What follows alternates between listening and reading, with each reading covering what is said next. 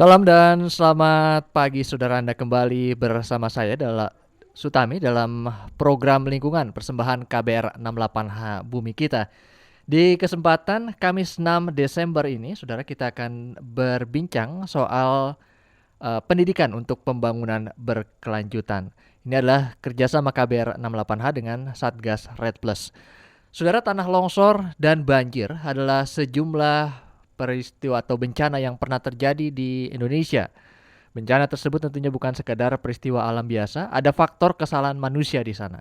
Sebut saja perusakan alam, penebangan liar pohon dan hutan Indonesia. Melihat kondisi tersebut, saudara, pendidikan yang berwawasan lingkungan dirasa perlu sejak dini untuk diterapkan. Nah, dengan adanya pendidikan ini, anak-anak bisa ikut mencegah dan menghadapi bencana lingkungan sejak dini, dan ke depan nantinya akan secara sadar sudah tercantum atau dalam perilaku mereka keseharian. Nah, pendidikan pembangunan berkelanjutan bisa menjadi solusi tentunya, dan Satgas Red Plus bersama Badan Lingkungan Hidup Provinsi dan Kabupaten di Kalimantan Tengah ini baru saja menyelenggarakan kegiatan pelatihan pendidikan untuk pembangunan berkelanjutan atau ESD. Apa saja hasil dari kegiatan tersebut dan apakah daerah lain juga bisa meniru sistem ESD?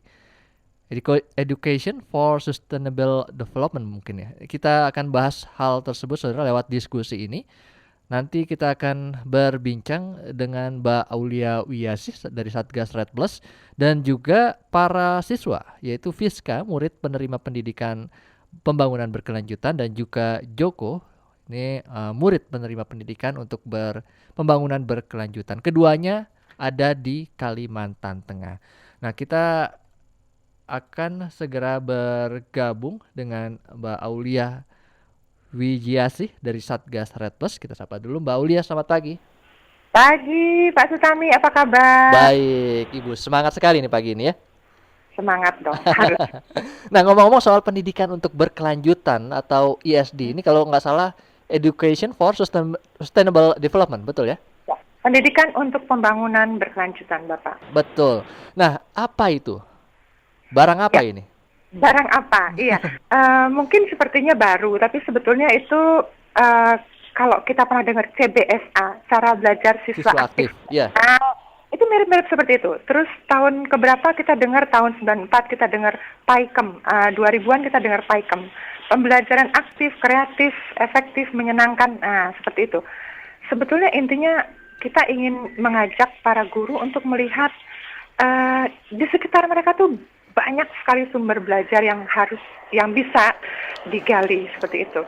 Kalau kita mengajarkan itu, artinya kita pasti mengajarkan bagaimana masyarakat Indonesia, murid-murid Indonesia itu bisa mencintai potensi alam sekitar mereka, gitu. Misalnya seperti apa nih, Bu Ya, Aulia? kalau untuk Kalimantan Tengah, Mm-mm. kebetulan untuk Kalimantan Tengah, di sekitar sekolah itu penuh dengan, untuk Kalimantan Tengah ya, Ya. beberapa kabupaten itu lahan gambut ada di sekitar mereka. Gitu kan, sungai ada di sekitar mereka. Sumber daya alam yang luar biasa, seperti hutan alam gitu ya, perkebunan, pertanian ada di sekitar mereka. Tapi itu jarang dijadikan menjadi sumber media belajar. Oh, Ya, belajarnya di kelas mulu gitu ya?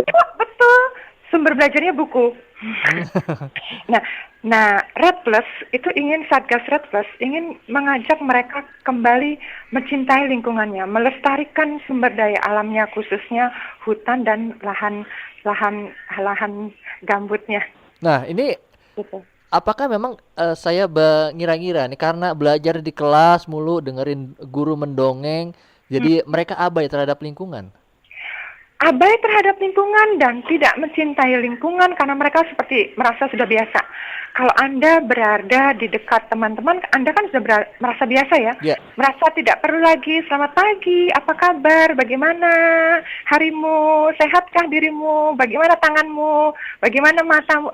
Udah nggak pernah nanya seperti itu lagi kan. Hmm. Hai, seperti hai-nya tuh seperti hal yang ya sudah biasa aja gitu loh.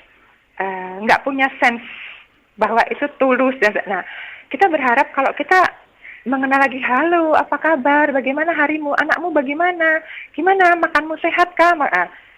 Kita berharap itu yang dilakukan anak-anak kembali ke, halo, Ya. dilakukan anak-anak itu kembali ke lapangan. Kalau dia Hmm. belajar langsung bersama alam, dia tahu, oh ternyata hutanku penuh dengan keajaiban yang luar biasa. Ternyata kalau di Kalimantan Tengah, oh ulinku itu ternyata ini bahan rumahku, Hmm. bahan daunnya itu ternyata untuk obat uban. Oh, Kita nggak tahu kan? Iya, dan itu penemuan dari anak-anak luar biasa. Itu yang menemukan anak-anak saya sendiri. perjelas dulu. Ulin mungkin untuk daerah lain ada bertanya-tanya ulin tuh Oh, kayu ya. iya, pohon-pohon ulin tuh pohon yang besar-besar yang Iya. jadi fondasinya rumah-rumah betang ya, Mm-mm.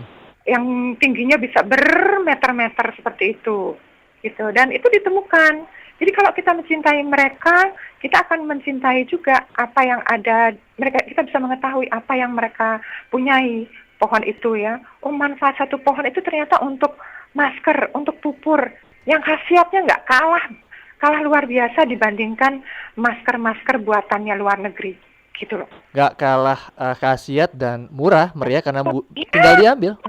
iya, betul. Itu yang kita harapkan. Jadi kalau mereka tahu manfaatnya luar biasa bagi kehidupan mereka, bagi budaya mereka gitu ya. Oh, ini untuk kayu tiwah, Mhm. untuk bahan kuburanku gitu ya. Oh, ini untuk bahan pakaianku gitu loh. Sekarang kalau itu punah, itu tidak dilestarikan, tidak diketahui sama anak-anak gitu ya. Tidak ada lagi yang mau menanam aja males gitu kan. Ke depan kalau Kalimantan Tengah habis itu semua pohonnya, digantikan pohon-pohon baru untuk perkebunan saja gitu. Terus siapa yang mau datang melihat tiwah? Siapa yang mau datang melihat tarian-tarian dengan pakaian-pakaian khas dari kayu? Gak ada. Oke. Kalau pakaiannya biasa-biasa saja sama seperti pakaian kita, siapa yang mau nonton? Gitu kan? Nggak ada unik-uniknya di sana ya. Unik-uniknya itu yang kita ingin angkat supaya mereka melestarikan hutan, tapi mereka tahu kenapa mereka menanam pohon itu, Oke. kenapa mereka melestarikan itu, gitu. Itu yang kita ingin angkat, bukan karena oh kalau aku melestarikan ini aku dapat duit, bukan. Tapi oh kalau aku melestarikan ini, aku akan mendapatkan semua kehidupanku kembali, budayaku kembali, gitu loh. Oke, ada kesadaran di sana. Tapi Bu Seperti Aulia, itu, gitu loh. nah siapa saja yang terlibat dalam pendidikan ini? Untuk pembangunan Pendidikan untuk pembangunan berkelanjutan ini. tentunya Satgas RRID Hmm. ketuk salam dulu kepada pemerintah provinsi, ya, Oke. khususnya dinas pendidikan dan dinas lingkungan hidup, gitu. Karena sekolah lingkungan itu berada di bawah mereka, gitu. Jadi kami ketuk pintu ke mereka, salam, bekerja sama dengan mereka, dan antusiasme mereka tanggapannya sangat luar biasa. Mereka membuka pintu selebar-lebarnya, bahkan memberikan kontribusi yang sangat luas, gitu ya. Dinas Pendidikan memberikan surat edaran tentang menanam tanaman lokal, gitu ya. Provinsi sudah mempunyai surat edaran tentang muatan lokal dan segala macam. Jadi kita didukung sangat kuat oleh provinsi, gitu lah. Hmm. Seperti itu. Uh, dari provinsi itu terus kami bekerja dengan sekolah-sekolah begitu, Hmm. seperti itu Jadi tadi. sebelum sebelum ini tidak ada sama sekali model pembelajaran seperti ini ya, pembangunan berkelanjutan. Mungkin ada tapi langsung dengan sekolah maupun kabupaten, sedangkan kami langsung kepada provinsi. Jadi Oke. dinas provinsi, baru dari dinas provinsi kita bekerja sama dengan dinas kabupaten seperti itu. Dan kami hanya mengambil sekolah-sekolah yang berkomitmen seperti itu. Nah, oke, berarti ada prasyarat. Tapi sebelum kita Syarat. ngomongin prasyarat ini, saya masih penasaran. Kenapa kemudian Kalimantan Tengah yang disasar? Karena kebetulan Kalimantan Tengah itu merupakan provinsi pilot untuk REDD Plus di Oh, Indonesia. hmm. Gitu. Jadi sekalian ya di sana ya. Heeh, Mhm. heeh. Nah, kalau syarat yang harus disertakan sekolah-sekolah untuk bisa ikut Mm-mm, dalam kegiatan ISD ini, mm-mm. apa ya saja nih, Mbak Aulia? Syaratnya mereka ada niat, berkomitmen untuk mengerjakan semua PR gitu Mhm. ya. berkomitmen untuk menerapkan kegiatan ini, kegiatan ISD gitu, dan karena kita dari Satgas REDD, mereka berkomitmen untuk melestarikan keragaman hayati lokal di sekolah mereka sendiri. Seperti itu. Dan punya program aksi bumi, aksi untuk bumi, seperti itu. PR-nya saya jadi penasaran ini, apa yang harus mereka lakukan itu tadi, Bu Aulia sebutkan? PR-nya yang pasti kebijakan. Kebijakannya pasti sudah pro lingkungan gitu. Misalnya? Kebijakannya dia punya kebijakan, jadi tidak semua sekolah mau menerima mentah-mentah beban. Buat mereka beban ya, buat mereka itu pendidikan lingkungan itu beban, ISD itu beban. Mereka tidak mengetahui bahwa itu ada di regulasi Kemendikbud dan Kemen-LH maupun di regulasi di nasional, di Bappenas. Mereka tidak tahu itu, gitu loh. Bahwa pendidikan lingkungan hidup harus diberikan, wajib diberikan kepada semua orang, itu mereka tidak tahu. Bahwa pendidikan lingkungan hidup itu ada di Kemendikbud, itu mereka juga tidak tahu. Jadi sebagian sekolah di seluruh Indonesia itu masih merasa beban. Aduh, kok kebebanan ya? Padahal pembelajaran kontekstual itu artinya adalah semua pembelajaran, semua materi, semua ilmu harusnya kan dikontekskan dengan realitas yang ada di lingkungan peserta didik. Itu ada regulasinya, tapi tidak semuanya. Nah, sekarang kita ingin menekankan, Anda mau terapkan nggak kurikulum yang ada ini, seperti itu. Karena tidak semua tahu, jadi kadang-kadang itu jadi beban, padahal itu sebenarnya tanggung jawab mereka, gitu. Itu satu. Iya, jadi kebijakannya harus pro lingkungan. Kebijakannya harus demokratis, ya. Maksudnya demokratis adalah pembelajaran untuk semua, bukan hanya untuk anak-anak yang pintar. Gitu ya. Jadi pembelajaran harus merata, pembelajaran yang diberikan harus merata, gitulah. Dilakukan secara demokratis. Peraturan-peraturan yang dibuat juga harus dilakukan secara demokratis. Jadi ISD itu bukan pendidikan lingkungan saja, tapi bagaimana belajar secara demokratis, gitu ya, bermartabat. Maksudnya bermartabat adalah semua peserta didik, semua guru itu sama-sama belajar, semua warga sekolah sama-sama belajar, gitu loh. Baik. Oke, Bu Aulia, kita harus jeda dulu sejenak. Ini lebih menarik nanti untuk dieksplor lebih dalam lagi, digali lebih dalam lagi. Kita juga nanti akan berbincang dengan salah satu murid penerima pendidikan untuk pembangunan berkelanjutan ini. Ada Fiska sebenarnya yang sudah menunggu di ujung telepon, tapi kita jeda dulu sejenak, Bu Aulia. Tetap bersama kami ya. Sama-sama, pasti. Dan Anda yang ingin bergabung, mohon maaf, hanya bisa ikut serta dalam perbincangan ini lewat diskusi ini, saudara, lewat layanan pesan singkat kami di 0812 118 8181. Jangan lupa untuk mencantumkan nama serta alamat singkat Anda. Sekali lagi pesan singkat di 0812 118 8181. Jangan lupa mencantumkan nama serta alamat singkat Anda.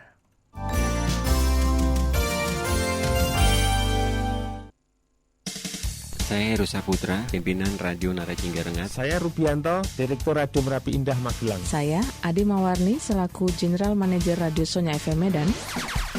Saya ingin mengembangkan situs atau web karena ingin maju dan berkembang untuk pemekaran informasi. Tentunya juga ingin mendapatkan informasi ada di websitenya KBR 68H. Radio Sonya FM memilih menggunakan web KBR 68H dikarenakan kerjasama dalam penggunaan web KBR 68H mudah, dan Radio Sonya juga bisa mendapatkan fasilitas link berita yang update setiap saat. Saya memilih memakai web KBR 68H karena hanya KBR 68H yang mempunyai jaringan di seluruh Indonesia. Tunggu apa lagi? Ayo, manfaatkan layanan pembuatan website beserta pernak-perniknya. Buka situs www.kbr68h.com atau hubungi Dodi Rosadi 0818 928 936 0818 928 936. Bumi kita sanggup memberi apa saja, kecuali melayani keserakahan manusia.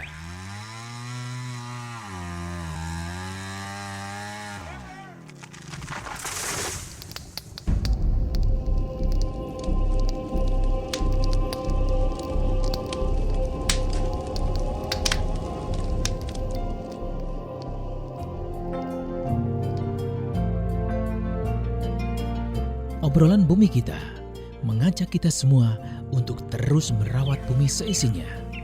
Dengarkan tiap Kamis pukul 9 pagi waktu Indonesia Barat di radio jaringan KBR 68H. Apapun tentang bumi kita, kuncinya adalah perawatan.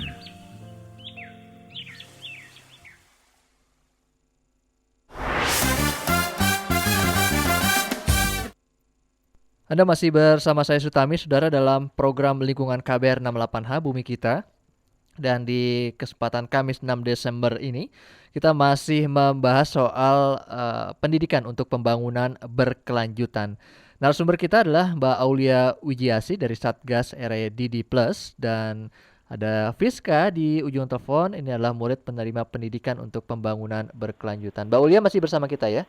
Ya. Ya, kita sapa dulu Fiska ini di ujung telepon. Fiska, selamat pagi. Pagi. Selamat siang di sana ya, udah jam 11-an kalau nggak salah. Jam 9. Oh, jam 9. Fiska, apa yang didapat dari model pendidikan untuk pembangunan berkelanjutan ini? Belajar apa saja sih? Kalau belajar, kita sekarang lebih, semuanya lebih mendekati ke lingkungan. Kita belajar mendekati lingkungan. Kayak kemarin kita matematika, belajar tentang statistika. Di situ kita mencari sumber data itu langsung ke dinas. Fiska? Ya? Ya, agak putus-putus nih suaranya. Bergeser sedikit bisa, Fiska? Ya. Ya, oke. Coba diulangi lagi tadi, belajar soal apa saja sih lewat pendidikan ESD ini? Salah satu yang kemarin kita belajar matematika, itu kita belajar statistika. Di situ kita langsung mencari ke dinas-dinas.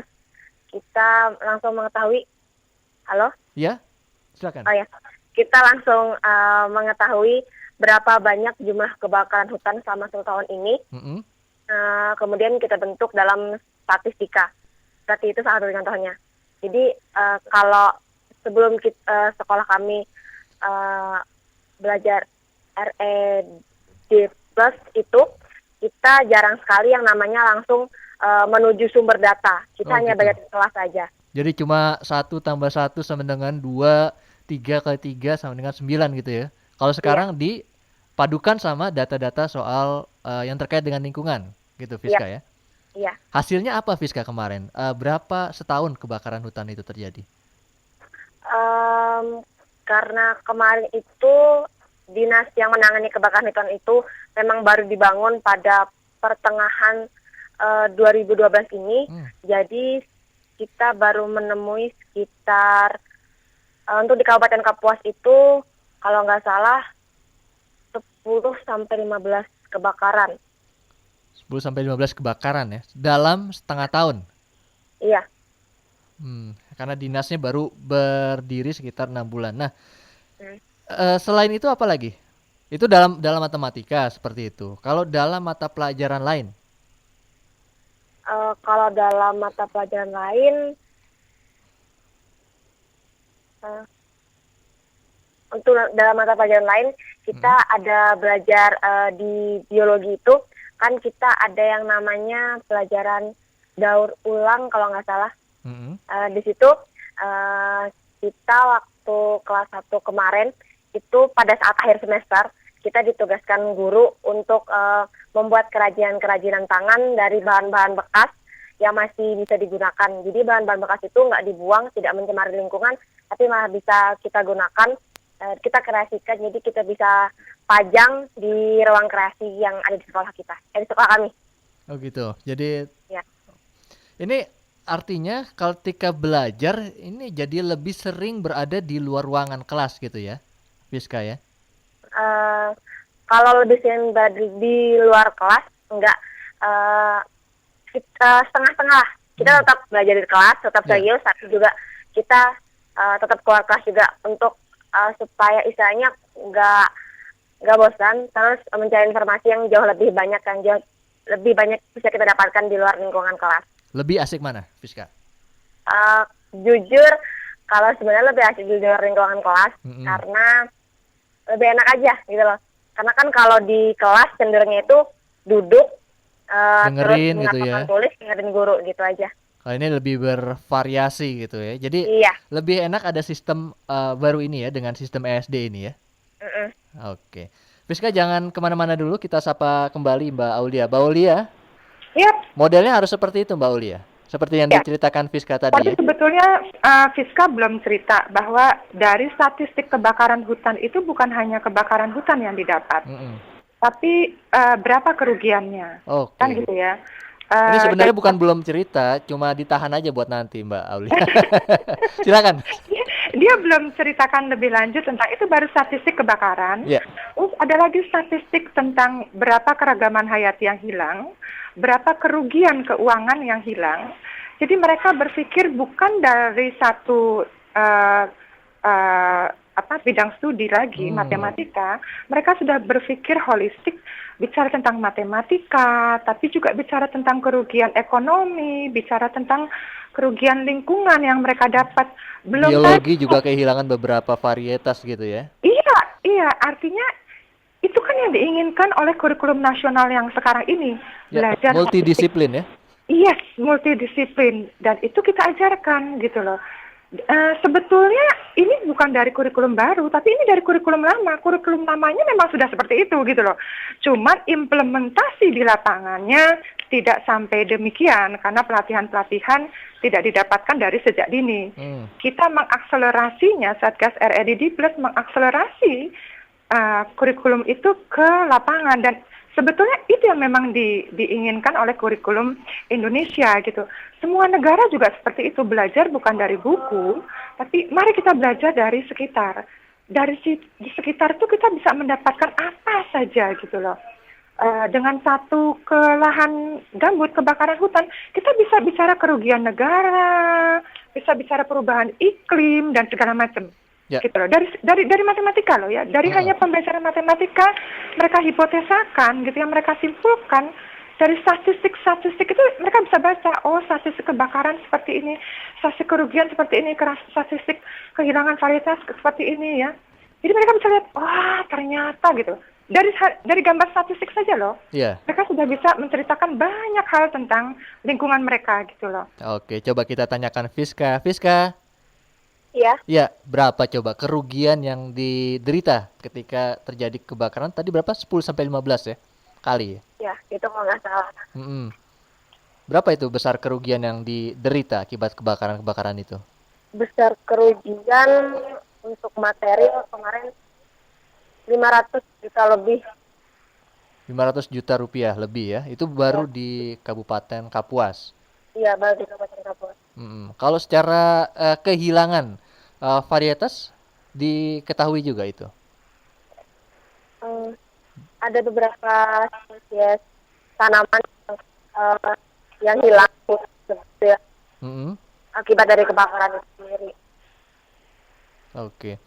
Nah, Fiska, bagaimana kemudian teman-teman kamu, kalau kamu kan happy sekali ya, senang sekali, lebih variatif belajar dengan cara seperti ini. Kalau teman-teman yang lain gimana? Apakah mereka jadi keberatan karena ya yang biasa cuma pulang pergi ke sekolah sekarang juga harus ke lapangan? Kalau Fiska lihat sampai saat ini teman-teman juga ikut senang gitu loh, senang sama senangnya seperti Fiska. Karena bagi mereka itu ya sekalian jalan-jalan juga. Terus istilah mereka menemukan model pembelajaran baru yang nggak seperti biasanya, yang nggak monoton di kelas cuma dengerin guru bicara dan ngerjain tugas gitu, tapi langsung terjun ke lapangan melihat suasananya gimana. Sekarang dari apa yang kamu dapatkan dari metode pembelajaran ESD ini, apa yang bisa kamu terapkan di kehidupan sehari-hari? Yang pasti lebih mencintai alam, kemudian pokoknya tuh limbah-limbah yang emang seharusnya masih bisa kita gunakan itu dimanfaatkan dengan benar-benar gitu. Lebih menjaga alam aja lah istilahnya. Yang sudah bisa manfaatkan kembali limbah-limbah ini apa nih, Fiska? Misalnya? Misalnya kita untuk limbah-limbah kertas itu kita bikin kerajinan tangan. Jadi bisa kita pajang, kemudian di saat ada acara di sekolah kita bisa kita pamerkan, kemudian dijual juga. Kemudian kita juga biasanya bikin pupuk kompos dan juga pupuk cair. Jadi kompos dan pupuk cairnya itu bisa kita gunakan untuk tanaman-tanaman yang ada di sekolah. Jadi nggak perlu mengeluarkan uang lagi, kita bisa pakai apa yang kita punya, apa yang kita kerjakan selama ini, membuat tanaman di sekolah jauh lebih subur lagi. Ini ngerjainnya di sekolah ya, untuk pupuk ini ya? Iya, di sekolah. Jadi rame-rame kemudian di stok buat kebutuhan sekolah juga ini berarti ya? Iya. Oke, baik. Fiska, terima kasih sudah bersama kami. Semangat terus ya. Iya. Fiska, ceritakan tentang itu. Fiska. Kami, Fiska jangan pergi dulu. Dia suruh cerita tentang tanaman hutannya yang bermanfaat untuk masker. Oh gitu, ini Fiska yang menemukan ternyata. Silakan Fiska. Teman-teman. Ini Kak, yang membahas tentang masker itu dalam penelitian untuk KPCS itu bukan Fiska. Kalau Fiska membahas tentang ulin, tapi yang membahas tentang masker itu Salsabella. Sampo. Fiska. Iya, halo. Ya. Kalau sampo? Kalau sampo ya Fiska yang bahas. Nah, dari mana itu dapatnya? Dapat apa ya Kak? Dapat idenya? Iya, betul. Dapat ide waktu itu saya dan guru pembimbing itu melakukan perjalanan dari Banjarmasin ke Puruk Cahu. Kemudian di dalam perjalanan itu kita bertemu sama sepasang pasutri namanya Lewu dan juga Leti. Mereka berdua itu di usia 80 tahun masih mempunyai rambut yang tebal dan juga hitam gitu. Jadi kemudian kami melakukan perbincangan, kami melakukan wawancara. Di situ kami mengetahui bahwa mereka menggunakan produk daun ulin sebagai sampo mereka dan juga buah ulin mereka sebagai minyak rambut. Nah, dari hasil perbincangan itu kami memiliki ide untuk meneliti lebih lanjut mengenai daun dan juga biji ulin tersebut. Oke, jadi dari pohon ulin ya, lagi-lagi nih selain batangnya untuk pondasi rumah, daun, biji, dan apa lagi tadi? Buah ya? Buah ya. Buah itu bisa digunakan. Nah, sekarang sampo itu sudah diproduksi secara besar-besaran juga? Belum ya, jadi masih terbatas ya? Iya, penelitian. Oh, masih penelitian. Oke, ini menarik nih. Jadi dari satu pohon kemudian bisa menghasilkan banyak hal. Mbak Aulia, ini juga masuk dalam kurikulum pendidikan atau itu mereka yang eksplorasi sendiri? Mereka eksplorasi sendiri, tapi sebetulnya pendidikan tuh harusnya seperti itu. Gitu loh, mereka menemukan dari rumah mereka sendiri gitu loh, di halaman mereka sendiri gitu loh. Bukan dari buku. Kalau dari buku mereka nggak akan dapatkan ulin, nggak ada tuh ulin di buku tuh nggak ada, kan gitu. Nggak ada ulin di buku, nggak ada gambut di buku, pelajaran tentang gambut pun nggak ada di buku gitu loh. Itu yang kita harapkan guru-guru itu mengeksplorasi halaman rumahnya, halaman sekolahnya gitu ya. Tadi juga disebutkan narasumbernya bukan guru loh, narasumbernya dari Dinas Kehutanan, kan gitu. Jadi sumber belajar itu bukan hanya guru, bukan hanya buku. Semua orang bisa jadi sumber belajar dan itu yang harus digali gitu loh. Itu rohnya ISD itu kehidupan itu sumber belajar gitu loh. Belajar di kehidupan sehari-hari gitu ya? Iya, guru itu hanya fasilitator sebetulnya. Nah, kalau kita bisa mencintai hutan kita lagi, menemukan bahwa hutan kita itu penuh dengan beragam keajaiban ya, seperti itu, pastinya kan kita langsung jatuh hati sama mereka kan gitu. Ya kan, kalau Anda ketemu cewek ya, dan cewek itu merupakan keajaiban buat Anda kan pasti mencintainya kan, luar biasa, dan menjaganya kan. Itu yang kita harapkan, itu yang kita ingin dapatkan rohnya itu di sekolah, di pembelajaran. Sehingga tanpa disuruh negara pun, orang dengan sendirinya, masyarakat Kalimantan akan dengan sendirinya mencintainya dan melestarikan kebudayaan dan hutan mereka gitu, gambut mereka gitu loh. Baik. Seperti itu. Oke, Mbak Aulia, kita nggak klop rasanya kalau hanya mendengar pengalaman dari Fiska. Nanti kita akan hubungi lagi satu siswa lainnya. Ada Joko yang akan menceritakan juga. Guru. Oh, guru. Oke, Guru. ada Pak Joko kalau gitu nanti yang akan bercerita soal bagaimana proses pendidikannya. Nanti kita sapa Pak Joko ini. Fiska, terima kasih sudah bergabung bersama kami ya. Ya, sama-sama. Selamat pagi di sana. Mbak Aulia tetap bersama kami. Kita akan jeda dulu sejenak ya. Yuk, siap.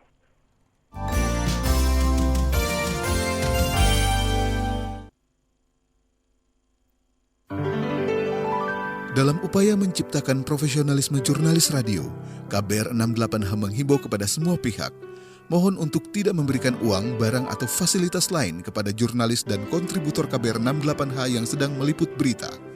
Bila ada jurnalis atau kontributor yang minta, mohon selekasnya kirim SMS atau telepon ke KBR 68H di nomor 0812 105 5023, 0812 105 5023, atau email redaksi@kbr68h.com. Jurnalis profesional tidak menerima suap.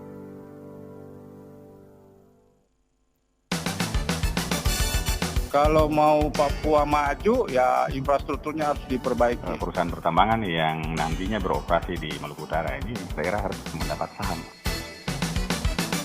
Puluhan pejabat dan rekanan di Provinsi Aceh terlibat dalam kasus korupsi proyek pembangunan infrastruktur jalan, dermaga, pelabuhan, peternakan sapi, dan beragam lainnya. Jadi 1 November Pak Gubernur akan memulai sebuah sistem baru tentang jaminan kesehatan seluruh Jakarta. Selama Anda mau kelas 3, kita tanggung. Anda warga DKI. Kalau bukan warga DKI, kita gunakan jam kesehatan. Daerah Bicara. Sajikan beragam info dan problematika otonomi daerah tiap Rabu pukul 9 waktu Indonesia Barat di KBR 68H.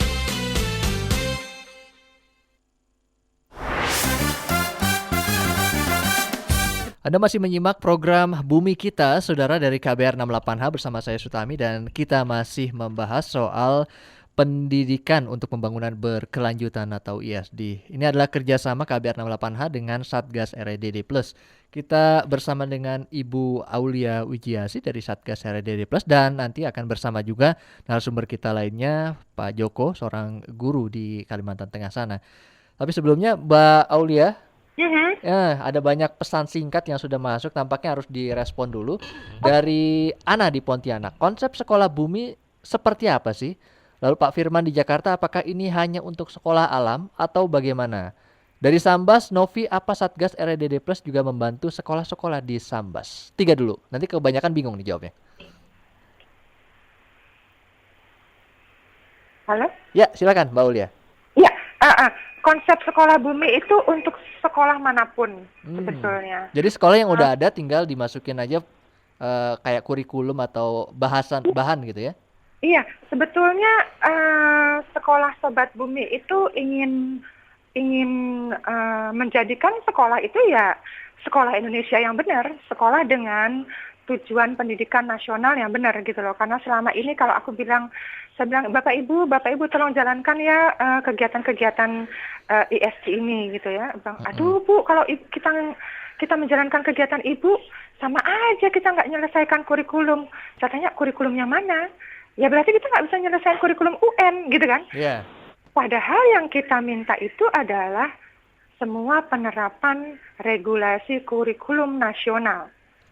Semuanya. Jadi saya bilang sekolah Sobat Bumi ini atau kegiatan ISD ini itu bisa diimplementasikan di seluruh Indonesia, di seluruh sekolah, mau nasional maupun swasta, seperti itu. Karena itu adalah pembelajaran yang memang seharusnya diperoleh oleh peserta didik. Bahwa tanggung jawab untuk mencintai lingkungannya, mencintai alam itu adalah bagian dari kewajiban dan tanggung jawab sekolah. Karena itu adalah ya, mungkin Bu Aulia karena mereka keberatan, mungkin karena ini dianggap sebagai mata pelajaran baru kali ya? Bukan. Ini bukan mata pelajaran. Nah, itu disisipkan kayak tadi matematika, kemudian belajar statistik soal kebakaran hutan, segala macam ya? Bukan disisipkan, tapi pembelajaran yang betul itu seperti itu gitu loh. Kalau Pak Sutami lihat di buku-buku, belajar statistik anak kelas SMA, itu belajar statistik. untuk mendapatkan datanya itu sangat sederhana. Cari data, bikin statistik dari data-data ulangan kelas, dari data-data nilai rapor, nilai absensi. Itu sangat sederhana. Padahal ada yang lebih bisa dipelajari gitu ya.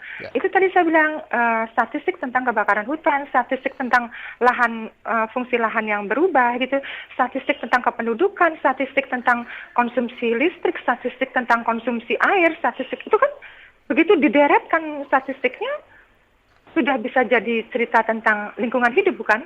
Iya, betul. Hidup kita. Nah, itu jadi maksud saya itu yang memang harusnya ada di sekolah, tapi karena ada ujian nasional, ada buku, teks gitu, orang atau guru lebih senang belajar dari buku teks, tidak mau berkreatif, berinovasi dengan mengajak anak eksplorasi kehidupannya sendiri gitu loh.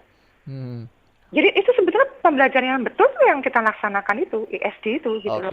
Tadi Semua dunia kan iya, sudah ada contoh-contohnya tadi seperti yang disebutkan oleh Fiska. Nah, lalu bagaimana hanya untuk sekolah alam atau semua sekolah tadi sudah dijawab ya pertanyaan Pak Firman di Jakarta. Kalau di Sambas, nah bagaimana? Apakah juga sudah masuk ke sekolah-sekolah di Sambas ini? Sebetulnya ada satu sekolah namanya SMA 1 Sambas. Itu pembelajaran lingkungannya di pembiasaan dirinya lumayan bagus. Sekolahnya indah, tertata rapih, bersih gitu ya. Partisipatifnya, disiplin kebersihannya juga bagus. SMA 1 Sambas sudah pernah melakukan, tapi mungkin kurikulumnya yang belum. Tapi pembiasaan dirinya sudah mereka lakukan. Tapi mungkin kebijakannya itu yang perlu diperkuat gitu loh. Ada satu SMA 1 Sambas. Oke. Satu pertanyaan lagi sebelum kita beralih ke Pak Joko yang sudah bergabung lewat saluran telepon. Bu Rini di Rawamangun, banyak guru yang belum menyadari bahwa pendidikan untuk pembangunan berkelanjutan. Apakah Bapak Ibu guru juga mendapat semacam training atau pelatihan dari Satgas REDD+? Kita maunya semua provinsi bisa, guru-gurunya bisa dapat pelatihan ya.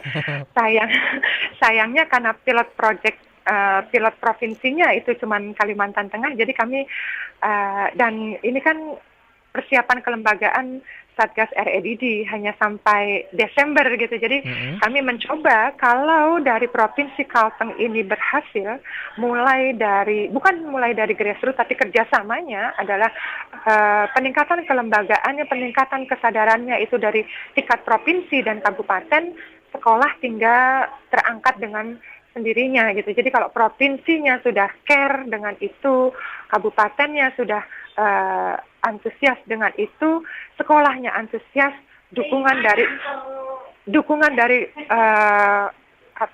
dari provinsi dan kabupaten itu sangat diharapkan bagi sekolah-sekolah. Sebetulnya sekolah itu sudah banyak sekolah yang sudah ingin, tapi perlu dukungan dari pemerintah setempat. Itu sebabnya kami majunya mulainya adalah dari pemerintah pusatnya dulu, dari pemerintahan provinsi dulu, baru kabupatennya. Gitu. Karena kalau sekolah itu sangat komit, sangat antusias. Tapi mereka nggak tahu how to startnya, bagaimana mulainya gitu, bagaimana ininya. Tapi kalau untuk pelatihan, betul, tidak semua pelatihan itu seperti itu. Jadi pelatihan tentang kurikulum itu banyak. Tapi pelatihan dengan melakukan yang betul itu kurang. Itu terus terang saya buka saja. Jadi pelatihan-pelatihan dari Kemendikbud itu kebanyakan lihat slide, baca slide, 1-3 slide, selesai, dan itu dibaca slide-nya. Bukan rohnya, bukan filosofinya, tapi membaca slide. Seperti itu, dan tiba-tiba guru-guru suruh bikin RPP, lesson plan, gitu ya. Sedangkan yang kita ajarkan adalah konsep berpikirnya, roh pendidikannya, itu yang kita ajarkan. Baru silahkan kalian sudah menemukan paradigma baru, apa yang kalian ingin lakukan. Mari kita lakukan bersama. Jadi tidak mereka ditinggalkan begitu saja. Itu konsep yang kita bawa. Baik. Bu Aulia, kita sapa dulu Pak Joko yang ada di Kalimantan Tengah ini. Pak Joko, selamat pagi. Selamat pagi. Iya, Pak Joko nih guru di SMP Negeri 4 Selat, Sekolah Kapuas, Kalimantan Tengah. Oke, di Kapuas ya, Kalimantan Tengah. Iya. Sudah berapa lama menerapkan sistem ISD ini, Pak? kegiatan ESD? Kalau untuk saya ini sudah masuk tahun kedua, jadi mungkin bisa cerita. Cuma saya ngajar bahasa Inggris, kalau diintegrasikan ke lingkungan kayaknya terlalu jauh. Tapi bisa juga. Satu contoh, kalau kita belajar procedure, how to make something, misalnya gitu kan, kita bisa ubah menjadi how to plant a tree, gitu. Bagaimana menanam pohon yang baik, sehingga anak-anak diberi pembekalan bagaimana menanam pohon, gitu, sebagainya. Itu keluar kelas juga? Iya, di lingkungan sekolah. Jadi kita anak-anak setelah dijelaskan bagaimana pentingnya pohon dan bagaimana pentingnya lingkungan, kemudian anak disuruh mencari bibit, kemudian dia menanam, bagaimana sambil bercerita bagaimana menanam pohon, gitu. Semua tidak dalam kelas terus, gitu. Diceritakan dalam bahasa Inggris begitu ya? Iya. Pak Joko adalah guru bahasa Inggris gitu. Mungkin Pak Joko bisa cerita bagaimana pelatihan ISD yang kita laksanakan tuh manfaatnya apa saja? Iya. Didapatkan juga ya pelatihan ISD ini Pak Joko ya? Ya, kebetulan saya pernah berlatih dengan Bu Aulia dari tahun 2010 atau 2011 di Palangka. Jadi sangat bermanfaat sekali dengan pembelajaran, baik metodenya maupun isinya.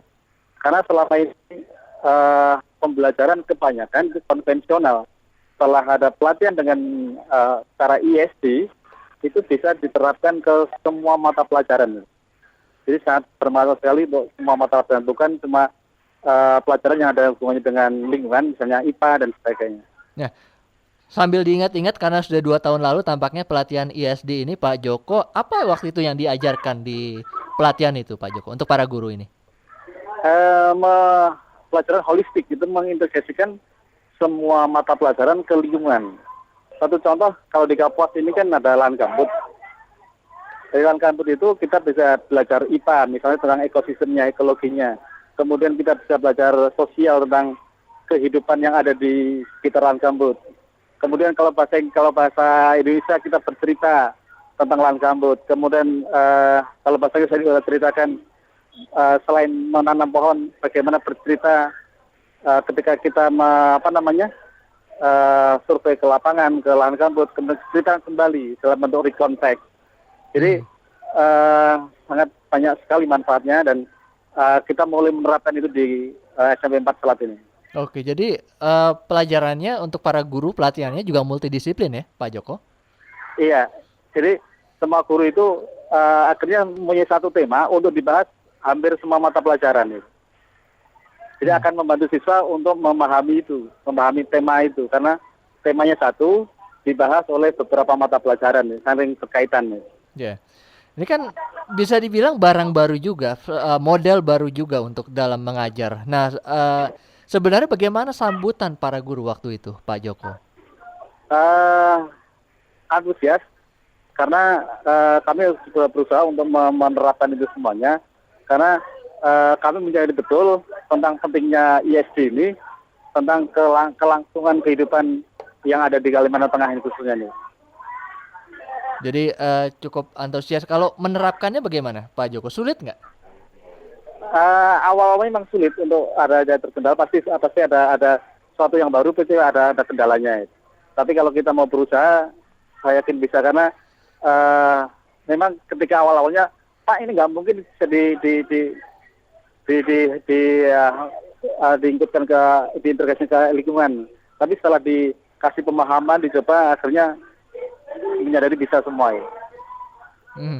Sudah 2 tahun berjalan, apakah akan terus dilakukan model seperti ini atau sudah terintegrasi semua di sekolah ini, Pak? Ini Pak, saya sudah 2 tahun pelatihannya, tapi untuk guru di SMP 4 ini baru mulai bulan Juli kemarin. Gitu. Jadi ini kalau saya sudah agak lama, tapi teman-teman baru mulai start tahun ajaran yang ini. Gitu. Oke, tapi nggak ada kesulitan dari teman-teman Pak Joko ya? Awalnya ada Pak, masalah RPP dan sebagainya, karena penyusunannya kan itu seperti kata tadi, hal yang baru, jadi perlu ketekunan, komitmen yang tinggi untuk melaksanakan itu. Oke. Tapi akhirnya bisa dilaksanakan. Ya. Oke, kita ke Bu Aulia kembali. Bu Aulia, kesulitan apa kemudian yang untuk memulai ini semua, Bu Aulia? Kenapa? Maaf. Kesulitan apa yang dihadapi oleh Satgas REDD Plus ini ketika harus memulai ini semua, memberikan pelatihan kembali untuk para guru ini? Sebetulnya, alhamdulillah saya nggak punya kesulitan. Jadi jauh gitu ya? Nggak punya kesulitan karena provinsinya sangat mendukung, kabupatennya juga sangat mendukung, guru-gurunya sangat antusias. Pak Joko ini salah satu guru yang, jadi kalau pelatihan kita tuh dari jam 8 sampai jam 10 malam, Pak. 8 pagi? 8 pagi sampai jam 10 malam, 4 hari, 3 hari sampai 4 hari. Dan Pak Joko ini salah satu orang yang sudah jam 10 malam masih meminta saya untuk meneruskan pembicaraan dengan rekan-rekannya waktu itu. Jadi dia berharap, Bu Aulia jangan ke ruangan lagi, sama saya aja, sama kami aja di sini, tolong dijelaskan lebih detail dan segala macam. Itu Pak Joko salah satu orang yang sangat antusias untuk hal itu gitu loh. Kalau saya lihat sih, saya nggak tahu ya, selama saya pelatihan di 11 sekolah itu tidak ada satupun guru yang beranjak dari ruang pelatihan. Apalagi waktu 2011 kami itu yang 2012. Yang 2011 itu dari jam 8, 10 malam tidak ada satupun orang yang keluar dari ruangan dan mereka semua have fun. Gitu, mereka merasa ini merupakan paradigma baru walaupun itu sebetulnya lama gitu ya. Itu istilahnya saya udah dapatkan itu dari guru-guru saya dulu waktu saya SD gitu, belajar dengan kontekstual, belajar dengan praktek itu kan sebetulnya dari dulu sudah ada gitu loh. Cuman beberapa tahun ini kan itu hilang jejaknya di sekolah gitu. Itu saja. Jadi kami itu hanya mengembalikan roh pendidikan, roh pembelajaran itu ke relnya yang betul gitu loh sebetulnya. Jadi buat saya kebetulan alhamdulillah saya tidak mendapatkan kesulitan walaupun ya itu, Bu, kalau saya belajar ini lulus UN nggak ya? Itu aja pertanyaan khas. Bu, ini kan di UN nggak ada, ngapain saya kok ngajarin hal ini gitu loh, seperti itu gitu loh.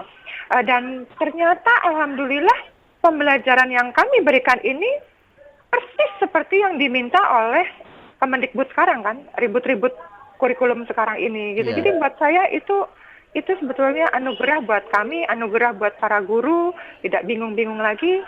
Cuman masalahnya yaitu kurikulumnya bagus, tiba-tiba UN kembali lagi yang tadinya kita sudah belajar secara komprehensif kembali ke pengkotakan gitu ya. Karena kita belajar kan sudah komprehensif, sudah holistik, sudah berbasis kontekstual, lokal seperti itu. Tiba-tiba nanti UN-nya nasional jawabannya cuma AB. Padahal pemikiran anak-anak sudah tereksplorasi, sudah imajinasi mereka sudah banyak, jawaban mereka sudah luar biasa gitu. Tapi itu saja. Jadi kalau untuk alhamdulillah tidak ada kendala seperti itu. Oke, kita kembali ke Pak Joko sebelum berakhir dengan Pak Joko ini. Pak Joko, ini sudah berjalan sekitar 6 bulan. Dari apa yang dikatakan Fiska, salah satu murid di sana, banyak antusiasme juga di kalangan murid. Bagaimana kemudian cara guru, mungkin bisa diceritakan di sini sedikit, membangkitkan antusiasme tersebut, Pak Joko? Ya, kita setback dulu pada saat sering diceritakan ketika anak-anak untuk bertanya kepada orang tuanya kondisi alam pada waktu orang tuanya masih kecil, kemudian mengkomparkan pada saat ini. Jadi sangat banyak perubahan. Terus kita mengajak anak lagi berpikir kira-kira kalau kalian nanti seusia Bapak, apa yang akan terjadi? Sehingga anak-anak sangat care terhadap lingkungan. Jadi sangat dia akan mulai peduli terhadap lingkungan lagi. Jadi untuk membangkitkan itu dari hal yang kecil-kecil dulu. Karena di Kalimantan dulu, Kalimantan Tengah, itu mencari ikan itu sangat mudah sekali. Sekarang sudah mulai susah. Apalagi nanti ketika anak-anak ini sudah seusia saya. Gitu. Jadi mereka akan berpikir panjang ke sana sehingga dia akan antusias untuk mengikuti pelajaran itu. Untuk peduli terhadap lingkungannya.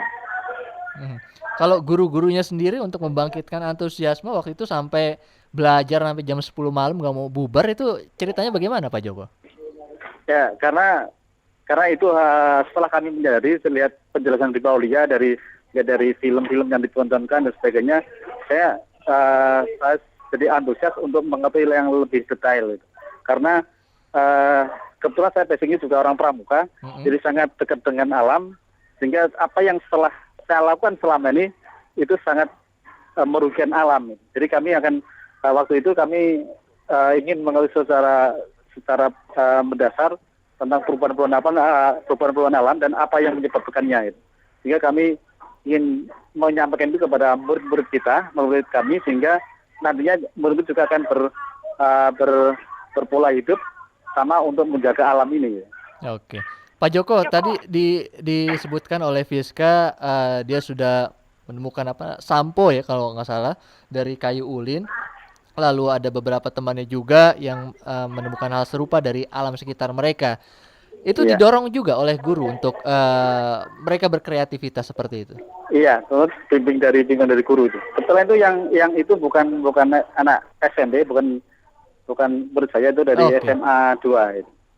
Oke. Bu Aulia? Iya Pak Joko, tadi pertanyaan tadi belum dijawab, kenapa Pak Joko sampai jam 10 malam teman-teman bersama Pak Joko itu tidak keluar dan malah pengen nambah lagi gitu loh. Pertanyaannya itu sebetulnya sederhana. Iya, karena waktu itu kami ingin mengetahui lebih mendalam tentang ISD itu sendiri, sehingga kami bisa menelurkan, mengajarkan kepada murid-murid, sehingga murid-murid juga akan peduli terhadap alam dan lingkungan.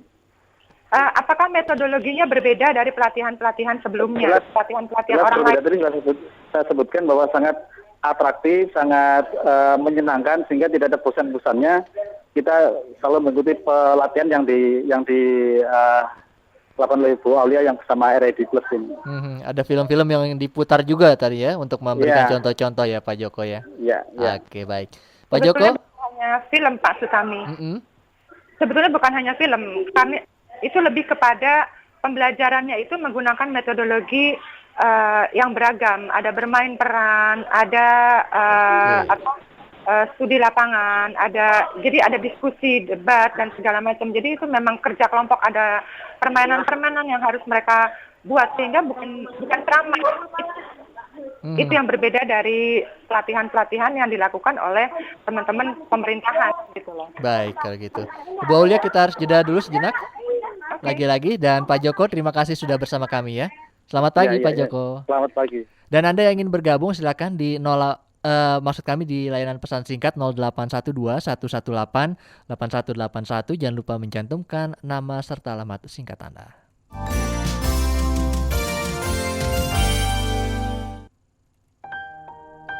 Delapan tahun sudah pejuang HAM Munir dibunuh. Kenapa dia dibunuh? Siapa pembunuh Munir? Kenapa pemerintah mengabaikan dan membiarkan kasus ini hilang ditelan waktu? Membela sesama yang tertindas haknya. Munir adalah ujian kita. Sebuah monumen Munir adalah pertanda agar kita tidak lupa bahwa kebenaran harus diungkap dan dituntaskan. Ayo, dukung petisi pembangunan monumen Munir di kota kelahirannya, Batu, Jawa Timur.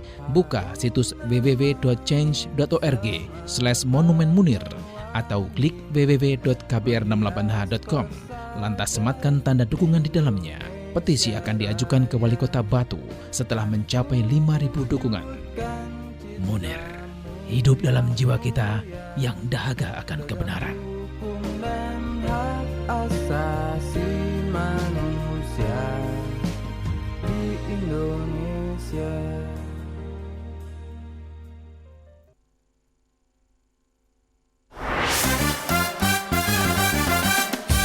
Anda menyimak saudara program Bumi Kita dari KBR 68H, dan ini adalah sesi terakhir. Kita masih membahas soal pendidikan untuk pembangunan berkelanjutan. Saudara, narasumber kita adalah Mbak Aulia Wijiasi, dan tadi sudah bersama kita seorang siswa yang menerima sistem pendidikan ini, Fiska dari Kalimantan Tengah, dan Pak Joko adalah guru SMP di Kalimantan Tengah yang sekolahnya menerapkan sistem atau kegiatan ESD ini.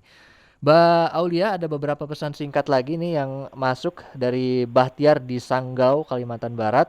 pelatihan pendidikan untuk pembangunan berkelanjutan apa saja yang diberikan? Lalu Bung Roni di Nias, bagaimana caranya bisa mendaftarkan sekolah agar mendapatkan pelatihan dari REDD+. Silakan, Mbak Aulia. Iya, terima kasih. Kalau dari Nias dulu, belum ini kayaknya ya? Iya, halo? Belum ya kalau dari Nias ya? Masih di Kalimantan Tengah sekarang. Nah, ya kalau Satgas sendiri itu akan selesai bulan Desember ini. Jadi kemungkinan besar sangat kalau ini pendidikan ini dirasa penting seharusnya ada di dalam kelembagaan REDD Plus yang akan dibentuk nanti bulan-bulan ini seperti itu. Itu yang bisa saya jawab karena itu harus ada yang berwenang. Kalau saya secara pribadi saya akan dengan senang hati datang ke Nias gitu.